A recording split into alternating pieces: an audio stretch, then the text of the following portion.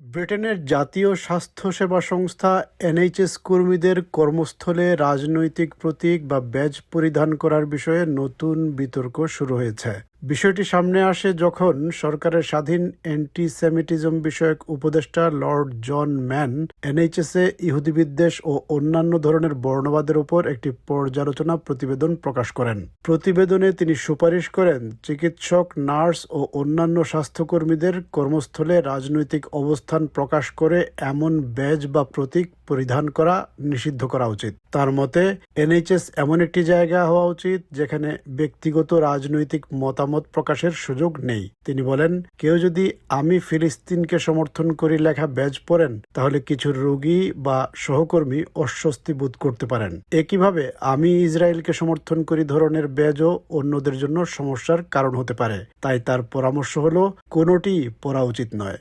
The NHS should not be a place where you bring in your views, and the stronger the views, the bigger the problem.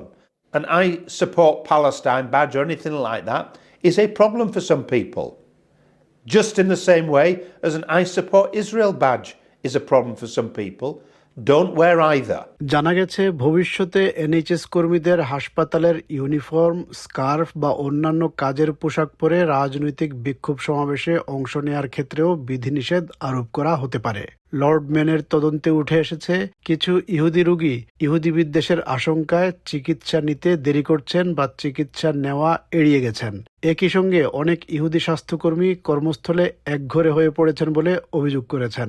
এর ফলে কেউ কেউ চাকরি ছেড়ে দেওয়ার কথাও ভাবছেন। একজন ইহুদি স্বাস্থ্যকর্মী জানান, কর্মস্থলে মধ্যপ্রাচ্যের পরিস্থিতি নিয়ে আলোচনা করতে গিয়ে তিনি এমন মন্তব্য শুনেছেন যেখানে বলা হয়েছে 2023 সালের 7 অক্টোবরের হামলা সাজানো ঘটনা ছিল, ইহুদিরা বিশ্বের আর্থিক ব্যবস্থা নিয়ন্ত্রণ করে ইত্যাদি।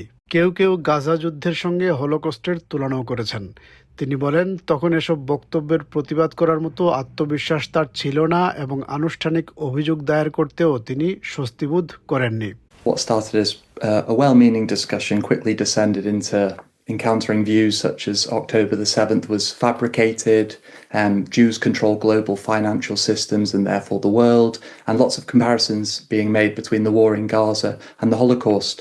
And at the time I didn't feel the confidence to really respond strongly. I certainly didn't feel confident to raise a formal complaint. পূর্ব লন্ডনের একটি হাসপাতাল পরিদর্শনকালে হেলথ সেক্রেটারি জেমস মারি জানিয়েছেন, সরকার লর্ড ম্যানের প্রতিবেদনের সব সুপারিশ বাস্তবায়ন করবে। When patients come to the NHS, you need to feel confident, secure, safe that you're going to be treated properly and with total dignity and respect. তবে এই সুপারিশ নিয়ে সবাই একমত নন। লন্ডনের উইপস ক্রস হাসপাতালের 2 জন চিকিৎসক এবং একজন নার্স তাদের হাসপাতাল কর্তৃপক্ষের বিরুদ্ধে আইনি পদক্ষেপ শুরু করেছেন। ফিলিস্তিনের প্রতি সংহতি জানিয়ে ব্যাজ পরিধান করা স্বাস্থ্যকর্মীদের একজন বলেন, তারা যা করছেন তা ইউক্রেন যুদ্ধ, দক্ষিণ আফ্রিকার বর্ণবাদ বিরোধী আন্দোলন বা এলজিবিটিকিউ অধিকার আন্দোলনের প্রতি সমর্থন জানানোর মতোই মানবিক অবস্থান। তার দাবি, এতে কোনো ধরনের বর্ণবাদ বা ঘৃণার বিষয় নেই, তারা শুধু মানবিক সহমর্মিতা প্রকাশ করছেন।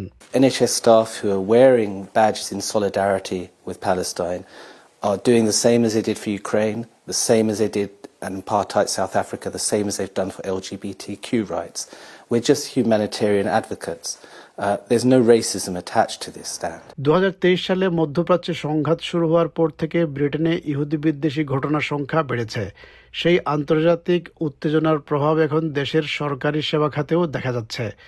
রাজনৈতিক মত প্রকাশের স্বাধীনতা, রোগীদের নিরাপত্তা বোধ ও কর্মক্ষেত্রে নিরপেক্ষতার মধ্যে কিভাবে ভারসাম্য রক্ষা করা হবে তা এখন ব্রিটেনে একটি অত্যন্ত সংবেদনশীল ও বিতর্কিত প্রশ্ন হয়ে উঠেছে।